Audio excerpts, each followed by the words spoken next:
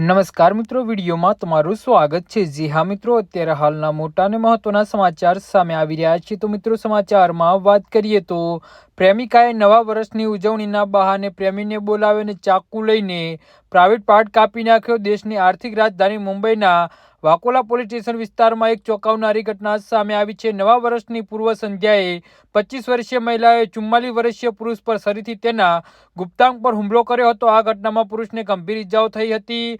પુરુષે તાજેતરમાં જ મહિલા સાથેના સંબંધોનો અંત લાવી દીધો હતો। ત્યારબાદ મહિલાએ નવા વર્ષની પૂર્વ સંધ્યાએ તેને પોતાના ઘરે બોલાવીને તેના ગુપ્તાંગ પર ફરીથી હુમલો કર્યો હતો।